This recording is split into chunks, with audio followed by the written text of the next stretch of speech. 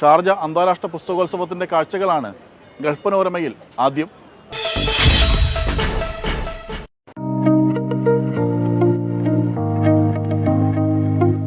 Sharjah രാജ്യാന്തര പുസ്തകോത്സവം വായനപ്രേമികളുടെ സജീവ സാന്നിധ്യം കൊണ്ട് പുരോഗമിക്കുകയാണ്.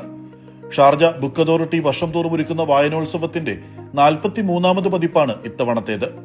തുടക്കം പുസ്തകത്തിൽ നിന്ന് എന്ന പ്രമേയത്തിൽ ഒരുക്കിയ പുസ്തകമേളയിൽ 112 രാജ്യങ്ങളുടെ പ്രാതിനിധ്യമുണ്ട്. 2500ഓളം പ്രസാധകർ വിവിധ വിഭാഗത്തിൽപ്പെട്ട പുസ്തകങ്ങളുമായി മേളയിൽ അണിനിരന്നിരിക്കുന്നു. അവധി ദിനങ്ങളെന്നോ പ്രവൃത്തി ദിനങ്ങളെന്നോ വ്യത്യാസമില്ലാതെ പുസ്തകപ്രേമികളുടെ ഒഴുക്കാണ് ഷാർജയിലേക്ക്. വിവിധ തലക്കെട്ടുകളിലുള്ള ലക്ഷക്കണക്കിന് പുസ്തകങ്ങളുമുണ്ട്. ഏറെ കൗതുകം തോന്നിയ ഒരു കാര്യം, ഇങ്ങനെ ഒരു പുസ്തകമേള ഷാർജയിൽ നടക്കുന്നു. ഇന്റർനാഷണൽ പുസ്തകമേളയാണ്. ഇവിടെ വന്നപ്പോൾ നമുക്ക് അനുഭവിച്ചത് ഒരു നാട്ടിലെ പുസ്തകമേള പോലെ ഫീൽ ചെയ്യുക. കാരണം ഇവിടെ കൂടുതൽ മലയാളികളാണ്. ഒരുപക്ഷെ ഇവിടെ ഏറ്റവും കൂടുതൽ പ്രകാശനം ചെയ്യപ്പെട്ട പുസ്തകം മലയാളി എഴുത്തുകാരുടേതാണ്. ഞാൻ മനസ്സിലാക്കുന്നു റൈറ്റേഴ്സ് ഫോറത്തിൽ 200-ലധികം പുസ്തകങ്ങൾ ഇതിനകം പ്രകാശനം ചെയ്തു കഴിഞ്ഞു.